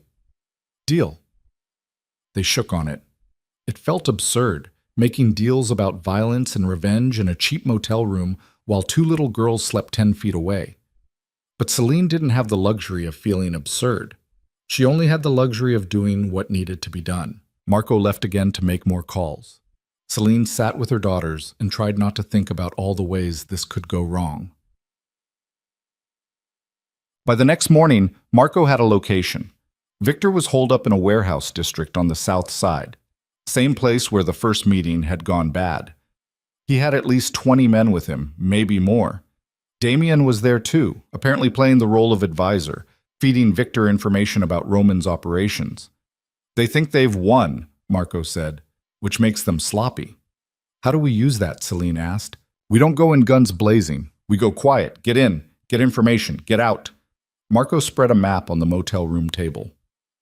There's a service entrance here on the east side, less guarded. We slip in, find out if they know where Roman is, and then we decide what to do next. And if they don't know? Then we make them tell us. Celine looked at the map. It felt surreal, planning a break-in like they were in some kind of action movie. But this was her life now. This was what survival looked like. When do we go? She asked. Tonight, after dark. Marco folded the map. I've got someone watching the kids, Anna. She's on her way now. Anna's still with us? She never left. Most of Roman's people haven't. They're just waiting to see what happens next. Marco's voice was grim. But if we don't move soon, Victor's going to pick them off one by one. Anna arrived an hour later, looking tired but determined. She hugged Celine tight, didn't ask questions, just took the girls into the adjoining room and started playing with Iris like everything was normal. Celine watched through the doorway, her chest tight. If this went wrong, if she didn't come back, Anna would take care of them. She'd made Marco promise. But it didn't make leaving any easier. "You ready?" Marco asked. Celine looked at her daughters one more time, then she turned away. "Yeah," she said. "Let's go." The warehouse was exactly as bleak as Celine remembered. Rusted metal, broken windows, the smell of oil and decay. Marco parked 3 blocks away, and they approached on foot, staying in the shadows. He had a gun. So did she. A small pistol he'd given her in the car, showed her how to use. She'd never held a gun before. It felt wrong in her hand, heavy and cold. "Stay behind me," Marco whispered, "and don't shoot unless you have to." They slipped through the service entrance. Inside, the warehouse was dimly lit, full of crates and equipment. Voices echoed from the far end, men laughing, arguing. Celine followed Marco deeper into the building, her heart hammering so hard she thought everyone could hear it. They found a vantage point behind a stack of crates. From there, Celine could see Victor standing near a makeshift desk, talking on a phone. Damien was next to him, looking smug and self-satisfied. "I don't see Roman," Marco whispered. "Maybe they're lying. Maybe they don't have him. Or maybe he's already dead and they dumped the body." Celine's chest tightened. "No, he's alive. He has to be." Marco didn't argue. He pulled out his own phone, started recording the conversation. Victor's voice carried across the warehouse. "Telling you, DaCosta's done. The explosion took him out, and now his whole operation's falling apart. You want in on the territory? Now's the time." The person on the other end said something Celine couldn't hear. Victor laughed. "Yeah, the wife's still loose, but we'll find her. She's got 2 kids and no resources. How far can she get?" Damien leaned in. "She's more useful alive anyway. We can use her to draw out any of DaCosta's people who are still loyal." "You think there are any left?" "Marco, maybe. A few others. But they're nothing without DaCosta." Damien's voice was smug. "And even if he did survive, he's got no allies, no territory, no way to fight back. He's finished." Victor ended the call, turned to Damien. "You're sure about this?" "I'm sure. DaCosta's either dead or close enough. And Celine," Damien smiled. "She's mine, always has been." Celine's hands clenched around the gun. She wanted to step out from behind the crates, wanted to put a bullet in Damien's smug face. But Marco's hand closed around her wrist, held her back. "Not yet," he breathed. They stayed there for another 10 minutes, listening. Victor made more calls coordinating raids on Roman's remaining operations. Damien bragged about how he'd played everyone, how he'd used Celine as bait to draw Roman out, how he'd fed Victor information about the cabin. By the time they slipped back out of the warehouse, Celine was shaking with rage. "He set us up," she said once they were back in the car. "Damien knew exactly where we'd go, and he told Victor." "Yeah," Marco's voice was cold. "Which means he's the reason Roman's missing. Maybe the reason he's dead." "He's not dead." "Celine, he's not." She turned to Marco. "If Roman was dead, Victor would be crowing about it. He'd be showing off the body, making an example. But he's not. Which means they don't have him." Marco considered that. Or they lost him in the explosion and don't want to admit it. Or he got out and he's hiding somewhere, waiting for the right moment. Celine's voice was fierce. "Either way, we need to find him before Victor does." "How? We don't have any leads." Celine thought hard. "The cabin. You said it burned down, but if Roman got out, he would have headed somewhere safe. Somewhere Victor doesn't know about." "Like where?" "I don't know, but you do. You've worked with him for years. Where would he go?" Marco was silent for a long moment. Then his eyes widened. "The boat." "What boat?" "Roman has a boat. Keeps it docked at a private marina about 50 miles north of here. He never uses it, never talks about it. It's his backup plan. If everything goes to hell, that's where he'd go." "Then that's where we go." Marco started the engine. "If I'm wrong, you're not. But if I am, and we waste time chasing ghosts while Victor's tearing apart what's left of Roman's people, then we'll deal with it. But right now, Finding Roman is the priority. Celine's voice was steady. Because if he's alive, he's the only one who can stop this. Marco nodded. Okay, let's go. So, the marina was small, tucked into a cove surrounded by trees. Only a dozen boats, all expensive, all pristine. Marco parked in the lot, and they walked down to the docks, scanning the slips. There, Marco said, pointing. The boat was a sleek cabin cruiser, 30 feet long, dark blue hull. The name on the stern read Second Chance. Celine felt something twist in her chest. They approached cautiously. The boat looked empty, dark. But as they got closer, Celine saw movement inside the cabin. Marco drew his gun. Stay back. He stepped onto the boat, moved toward the cabin door. It opened before he reached it. Roman stood in the doorway. He was alive. Barely. His face was bruised and cut, his shirt torn and bloody. He had a gun in one hand and was leaning heavily against the doorframe like it was the only thing keeping him upright. Marco, he said, his voice rough. Took you long enough. Then his eyes found Celine and his expression cracked. Jesus, he breathed. You're okay. Celine didn't remember moving. 1 second she was on the dock, the next she was on the boat, throwing her arms around him. Roman caught her, held her tight despite the pain it clearly caused him. You're alive, Celine sobbed into his chest. You're alive. Yeah, I'm alive. Roman's voice was shaking. Barely, but yeah. Marco holstered his gun. What the hell happened? Explosion knocked me out. When I came to, the place was crawling with Victor's men. I managed to slip out through the woods, steal a car, drove here. Roman pulled back from Celine, looked at her. I thought you were dead. I thought they got you. Marco got us out. Where are the girls? Safe. With Anna. Celine touched his face, her hands gentle on the bruises. You look terrible. I feel worse. Roman tried to smile, winced. But I'm not dead yet. Can you walk? I can do whatever I need to do. He looked at Marco. What's the situation? Marco filled him in. The motel, the warehouse, Victor's plans, Damien's betrayal. Roman listened without interrupting, his face getting darker with every word. So they think I'm dead, he said when Marco finished. Yeah, or close enough. Roman nodded slowly. Good.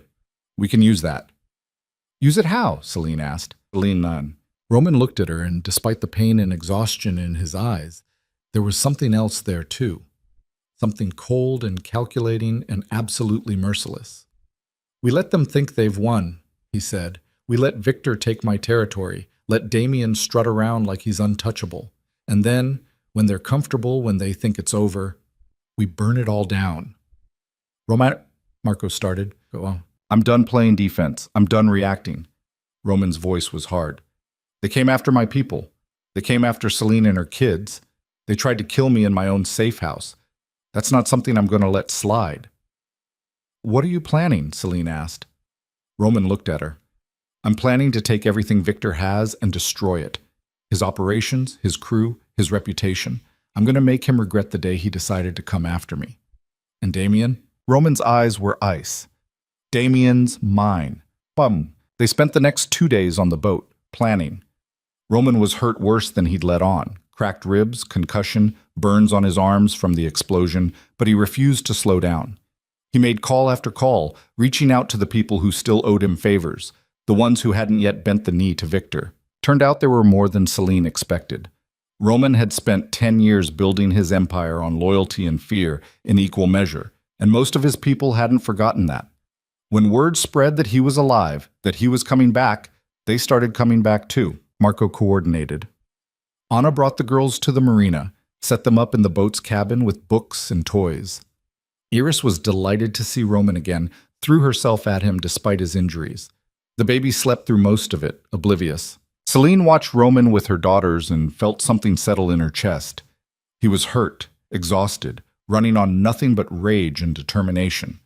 But when Iris climbed into his lap and demanded he read to her, he did. When the baby cried, he held her until she calmed. He didn't have to do any of it, but he did anyway. On the third night, after the girls were asleep, Roman and Celine sat on the deck under the stars. I've been thinking, Roman said. About what? About what happens after. assuming we survive this. Celine looked at him. And? And I don't want to go back to the way things were. Running the city, always looking over my shoulder, waiting for the next victor to show up. Roman's voice was quiet. I'm tired, Celine. I'm tired of the violence and the lies and the constant fighting. So what do you want? I want out. All the way out. He turned to her. I want to disappear. Take you and the girls somewhere safe. Somewhere no one knows us. Start over. You'd give up everything? Everything I have now? Yeah. In a heartbeat. Roman reached for her hand. But I need to end this first. I need to make sure Victor and Damien can't come after us. That means taking them down, taking down everyone connected to them, and making it so permanent that no one dares to follow. That sounds like a war. It is a war, and I'm going to win it. Roman's eyes were hard. Then I'm going to burn my empire to the ground so no one else can have it. Celine stared at him. You're serious. Dead serious, likes. Why? Because you were right. I've been holding on to this city like it's the only thing that matters, but it's not. You matter. Iris and Maya matter. And if I have to choose between them and my territory, there's no choice. Roman's voice cracked. I saw what happened to my mother when my father chose his empire over her. I'm not making the same mistake. Celine's throat tightened. What if we can't win? What if Victor? We'll win. Roman's voice was certain. Because I'm not fighting for territory anymore. I'm fighting for you. And that makes me a hell of a lot more dangerous than Victor knows. He kissed her, and Celine kissed him back, tasting blood and smoke and desperation.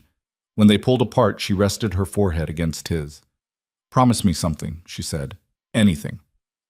Promise me we both make it through this. You, me, the girls, all of us. Roman hesitated. I can't. Promise me. He looked into her eyes, and whatever he saw there made him nod. I promise, he said. Celine knew he couldn't guarantee it, knew that promises meant nothing in the face of bullets and explosions and men like Victor who didn't care who they hurt. But she held on to it anyway, because it was all she had. The plan came together fast. Roman had contacts in the federal system, people he'd paid off over the years, people who owed him. He reached out to one of them, a prosecutor named Callahan who'd been trying to take down the Volkovs for half a decade. I can give you Victor, Roman said over the phone, his entire operation, shipment routes, financial records, names of everyone on his payroll, everything you need to put him away for life.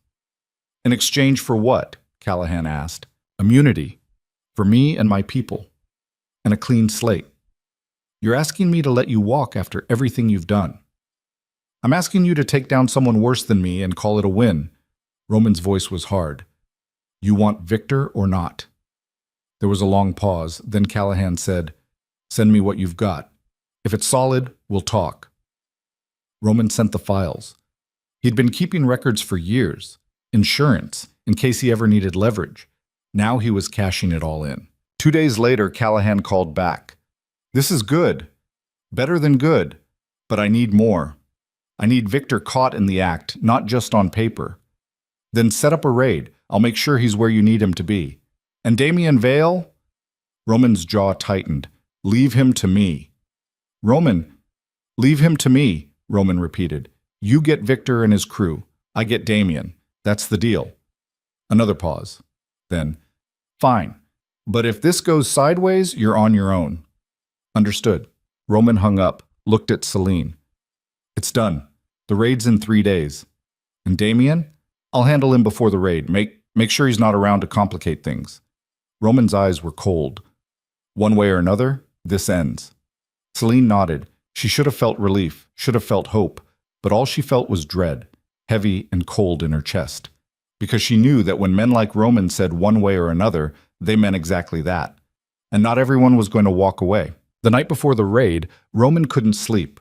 He stood on the deck of the boat, staring out at the dark water, and tried to remember the last time he'd felt something other than anger or fear or the cold calculation that had kept him alive this long. It had been in his office, he realized, when Celine had stood in front of him and told him she wasn't going anywhere, when he'd kissed her and felt for just a moment like maybe he deserved something good. He heard footsteps behind him. Celine appeared at his side, wrapped in one of his jackets, her hair loose around her shoulders. "Can't sleep either?" she asked. "No." "Thinking about tomorrow?" "Thinking about all the ways it could go wrong." Roman didn't look at her. "Thinking about what happens if I don't make it back." "You'll make it back." "You don't know that." "No. But I believe it anyway." Celine leaned against the railing next to him. "And you promised me. Remember?" Roman finally looked at her. "Promises don't stop bullets." "No, but they give you a reason to dodge them." She took his hand. "You've spent your whole life fighting to survive, Roman. This time, you're fighting for something more. That has to count for something." "Does it?" "Yes." Her voice was firm. "Because survival isn't the same as living. I learned that the hard way. And so did you." Roman was quiet for a long moment. Then he said, "If something happens to me tomorrow, if I don't make it, I need you to promise me something." "Don't. Promise me you'll take the girls and disappear. Use the money I set aside. Start over somewhere safe. Don't look back." Celine's eyes were wet. "I'm not making that promise."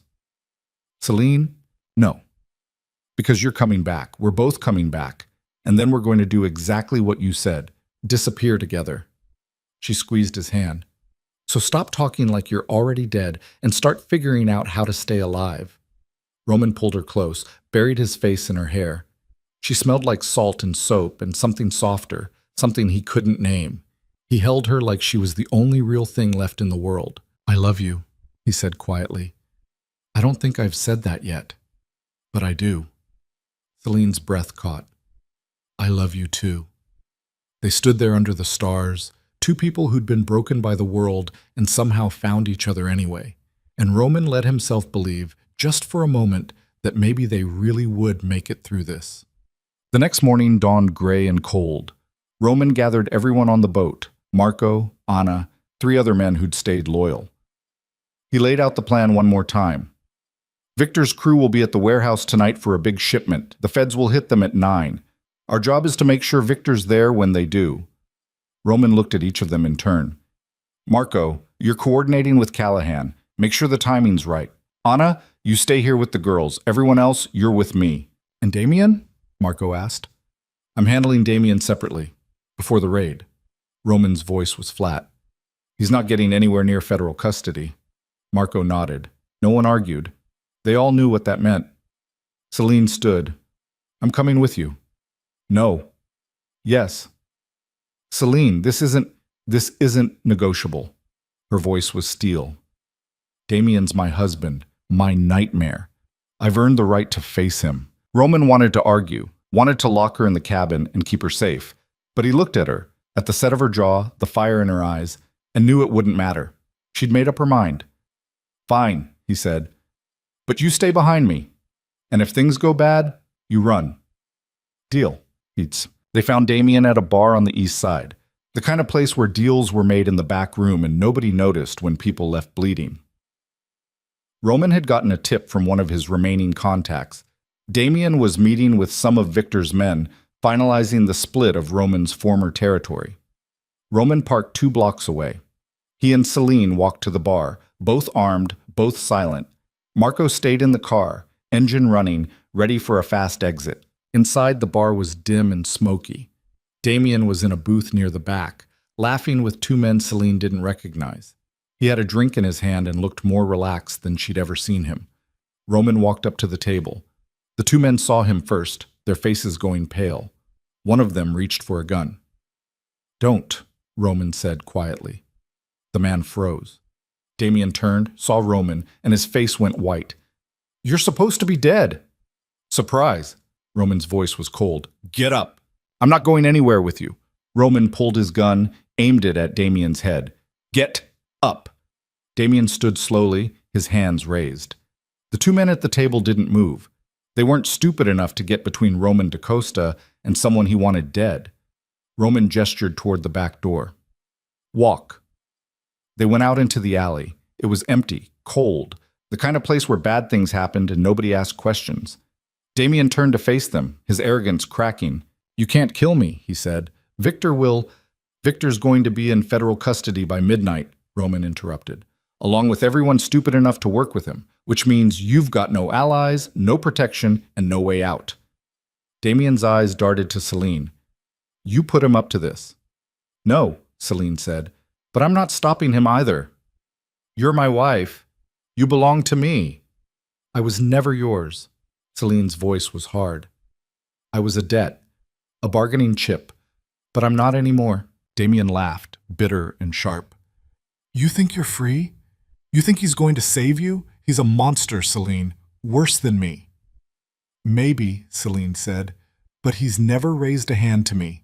He's never looked at our daughters like they were worthless, and he's never tried to kill me for not giving him what he wanted. Our daughters? Damien's face twisted. They're not his. They're mine. No, Roman said. They're hers, and if you ever come near them again, I'll make sure you regret it. Damien turned back to Roman. So what, you're going to kill me? In an alley like some common thug? I thought about it, Roman said. Thought about putting a bullet in your head and leaving you here for the rats, but that would be too easy. He pulled out a phone, held it up. On the screen was a recording, Damien at the warehouse, bragging about how he'd set Roman up, how he'd fed Victor information, how he'd planned to use Celine as bait. I'm sending this to Callahan, Roman said, along with evidence that you've been laundering money through your nightclub, that you've been dealing in stolen goods, that you assaulted your wife and tried to murder her and your children. You're going to prison, Damien, and you're never getting out. Damien's face went red. You can't. I already did. Roman's smile was cold. But here's the thing. Prison's full of people who don't like men who hurt women and kids. And I've got friends inside. So when you get there, they're going to know exactly what you did. And they're going to make sure you pay for it every single day for the rest of your life. Damien lunged at him. Roman sidestepped, brought the gun down hard on the back of Damien's head. Damien collapsed, unconscious. Roman looked at Celine. You okay? Celine stared down at the man who'd terrorized her for 3 years, who'd beaten her and broken her and tried to kill her. She felt nothing. No satisfaction, no relief, not even anger. Just emptiness. Yeah, she said. I'm okay. Roman pulled out his phone, made a call. Callahan, I've got a gift for you.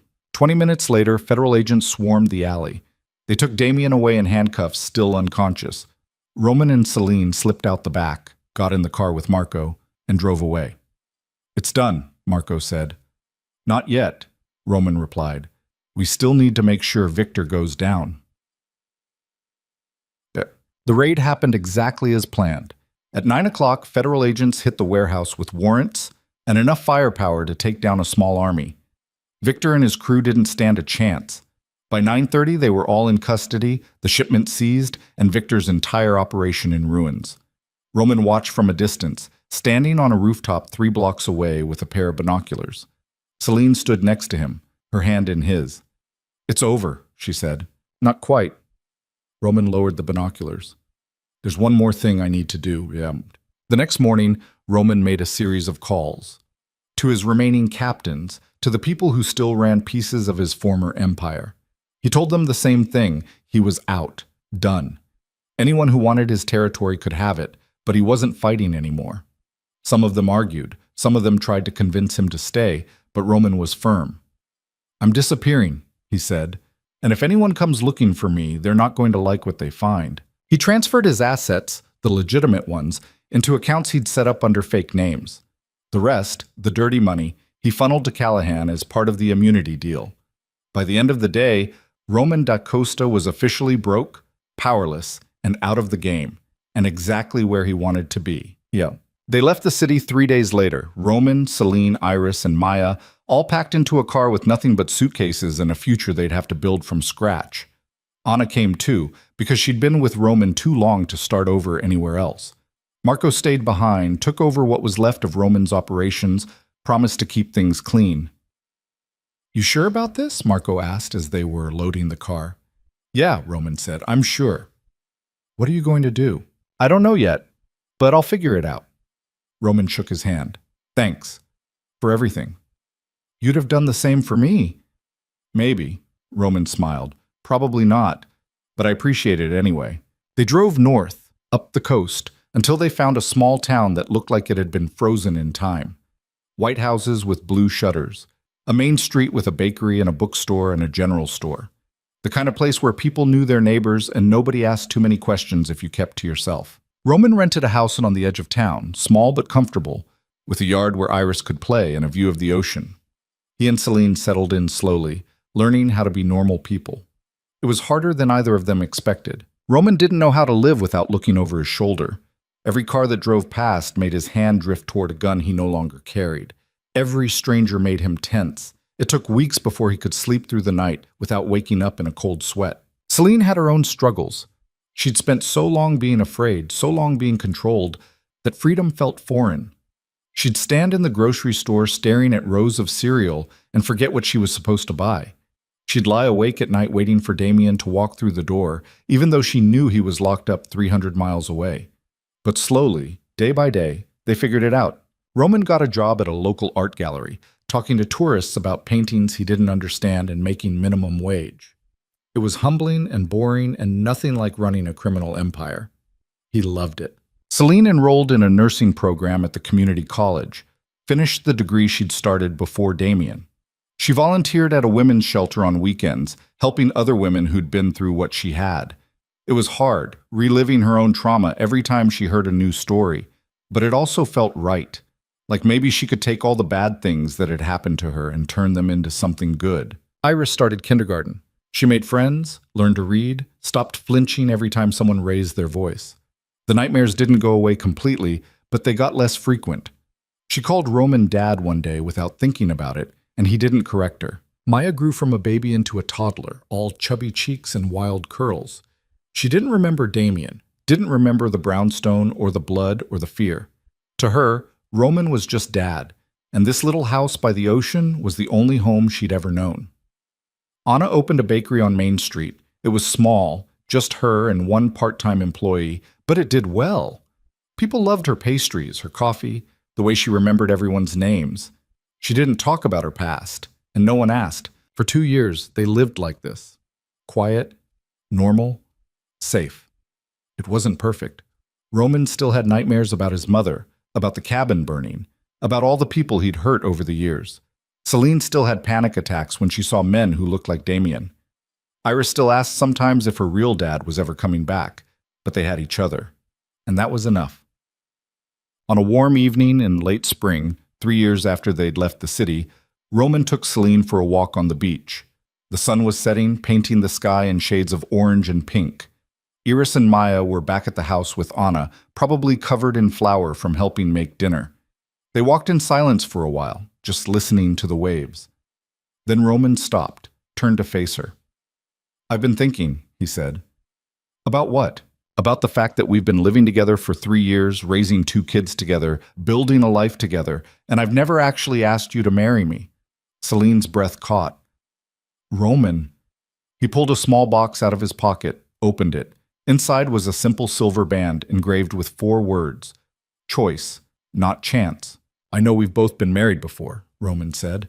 "And I know yours was hell, and mine never happened because I was too busy building an empire I didn't even want. But this, us, this is different." He took her hand. "You're not a debt. You're not a bargaining chip. You're not someone I saved because I had to. You're the person I choose every single day to build a life with." Celine's eyes were wet. "You're really asking me this?" "Yeah, I really am."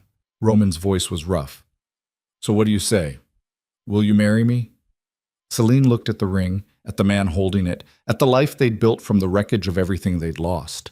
She thought about the woman she'd been 3 years ago, broken, terrified, convinced she'd never be free. She thought about the man Roman had been, cold, ruthless, convinced he didn't deserve anything good. They'd both been wrong. "Yes," she said, "I'll marry you." Roman slipped the ring onto her finger, pulled her close, kissed her like they had all the time in the world. And for the first time in either of their lives, they did. Young. They got married 2 months later in a small ceremony on the beach. Iris was the flower girl, scattering petals with serious concentration. Maya sat with Anna in the front row, clapping her hands and laughing. Marco drove up from the city, stood as Roman's best man, and didn't make a single joke about how domestic Roman had gotten. The ceremony was simple, No elaborate vows, no grand gestures, just two people who'd survived hell promising to face whatever came next together. When the officiant asked if anyone objected, Iris raised her hand. "Yes, sweetheart?" the officiant asked, trying not to smile. "I just want to say that I'm really happy," Iris said seriously, "because now Mr. Roman is really our dad and we're really a family." Roman's eyes got wet. Celine laughed and cried at the same time. The officiant declared them married and they kissed, while their daughters cheered and Anna wiped her eyes and Marco pretended he had something in his eye too. Afterward, they had dinner at Anna's bakery, just the six of them. They ate too much cake and told stories and laughed until their sides hurt. Maya fell asleep in Roman's arms. Iris made him promise to read to her before bed, even though it was late. When they finally got home, Roman carried both girls upstairs while Celine followed. He tucked them into their beds, kissed their foreheads, turned out the lights. Downstairs, Celine was standing by the window, looking out at the ocean. Roman came up behind her, wrapped his arms around her waist. "You okay?" he asked. "Yeah, I'm just thinking." "About what?" "About how 3 years ago I was lying on a bathroom floor bleeding and convinced my life was over. And now I'm here, married to you, with 2 healthy daughters, and a future that doesn't terrify me." She turned to face him. "How did we get so lucky?" "I don't think it was luck," Roman said. "I think we fought for it, every single day." Celine thought about that, about all the nights she'd stayed awake planning how to escape Damien, all the times Roman had put himself between her and danger, all the moments they'd chosen each other when walking away would have been easier. "Yeah," she said. "I guess we did." They stood there at the quiet house, listening to the ocean and the sound of their daughters breathing upstairs, and Roman realized something he'd never quite understood before. He'd spent his whole life thinking strength meant not needing anyone, that power came from standing alone. But he'd been wrong. Real strength was letting someone see you broken and trusting them not to use it against you. Real power was choosing to be vulnerable, to love, to build something with another person, even when the world kept trying to tear you apart.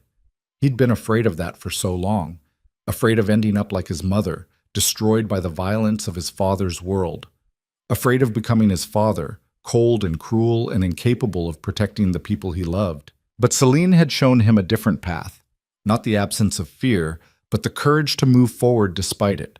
Not the refusal to fight, but the wisdom to know what was worth fighting for. They'd both lost so much. Celine had lost her family, her freedom, years of her life to a man who saw her as property. Roman had lost his mother, his innocence, any hope that he could be something other than what his father had made him. But they'd found something too. In each other, in their daughters, in the quiet life they'd built by the ocean. They'd found proof that the past didn't have to define the future, that broken people could heal, that damaged hearts could learn to love again, that it was never too late to choose a different story. 5 years after they left the city, Iris was 10 years old and Maya was 8. They were normal kids, happy kids, with friends and hobbies and no idea that their parents had once lived in a world of violence and fear. Roman ran the art gallery now, had bought it from the previous owner and turned it into something special. He displayed work from local artists, taught painting classes on weekends, discovered he had an eye for color and composition he'd never known existed. Celine had her nursing degree and worked at the town clinic 3 days a week. The rest of the time she ran the women's shelter she'd started, helping abuse survivors find their way to safety. She'd helped dozens of women over the years, and each one felt like a piece of her own healing. Anna's bakery had expanded. She'd hired 3 employees, started catering weddings and events, become a pillar of the small community. She was dating the bookstore owner, a quiet man with kind eyes who made her laugh. Marco came to visit once a year, usually around the holidays. He'd cleaned up Roman's old territory, turned it into something almost legitimate. No more violence, no more wars, just business. He was thinking about retiring, he said, maybe buying a place by the ocean himself. On a Saturday morning in early fall, Roman and Celine were sitting on their porch watching the girls play in the yard. Iris was teaching Maya how to ride a bike, patient and encouraging despite Maya's wobbling. "You think they'll ever ask about Damien?" Roman asked. "Iris already did, last year." Celine's voice was quiet. She asked why her last name was different from Maya's, why there were 2 names on her birth certificate. "What did you tell her?" "The truth. that her biological father was someone who hurt us, who wasn't safe to be around, that he's in prison now and can't hurt anyone anymore, and that you're her real dad, the one who chose to love her and stay. Roman's throat tightened. What did she say? She said she was glad, that she didn't want any other dad. Celine reached for his hand. She meant it, Roman. You're her father in every way that matters. They sat in comfortable silence, watching their daughters laugh and play, and Roman thought about how strange life was. How the worst night of his life, walking into that brownstone and seeing Celine broken on the floor, had led to the best years he'd ever known. He thought about his mother sometimes, wondered what she'd think of the man he'd become. Not the crime lord she'd feared he'd turn into, but this, a husband, a father, someone who'd walked away from power because love mattered more. He thought she'd be proud. Celine thought about Damien sometimes too, though less and less as the years went by. She'd heard through Marco that he was still in prison, would be for at least another decade. Some of Roman's friends inside had made sure his time there was difficult. She didn't feel guilty about that. She felt nothing at all. The only thing she felt when she thought about those years was gratitude that they were over, that she'd survived, that she'd found the strength to choose a different life, because that's what it came down to in the end. Choice. Damien had tried to take that from her, had treated her like she was something to be owned and controlled. But he'd failed. She'd clawed her way to freedom, had fought for herself and her daughters, had chosen to trust Roman even when trust felt impossible. And Roman, he'd spent his whole life thinking he had no choice, that he was destined to follow in his father's footsteps, to build an empire on violence and fear. But he'd been wrong. He'd chosen to save Celine when he could have walked away. He'd chosen to protect her when it would have been easier to use her as leverage. He'd chosen to burn his empire rather than risk the people he loved. Those choices had cost them both everything they'd thought they needed. Their old lives, their identities, any sense of security or control. But those same choices had given them something infinitely more valuable. A chance to be happy. A chance to heal. A chance to prove that redemption wasn't just possible, it was worth fighting for. That evening, after the girls were in bed, Roman and Celine walked down to the beach. It had become their ritual over the years. A quiet moment at the end of each day, just the two of them and the ocean. Do you ever regret it? Celine asked. Giving up everything you built? No, Roman said without hesitation. Not once. Really? Not even a little? I thought I would. Thought I'd miss the power, the respect, the feeling of being in control. Roman looked out at the waves. But I don't. Because I was never really in control. I was just reacting to my father's legacy, to other people's threats, to my own fear of ending up like my mother. I wasn't living. I was just surviving. And now I'm living. He pulled her close. I've got you. I've got the girls. I've got a job I actually like. And a town full of people who know me as Adrian Cross, the guy who runs the gallery, not Roman DaCosta, the crime lord who ruled half the city. He paused. I've got a life I chose instead of one that was chosen for me. That's worth more than any empire. Celine rested her head on his shoulder. I love you. I love you too.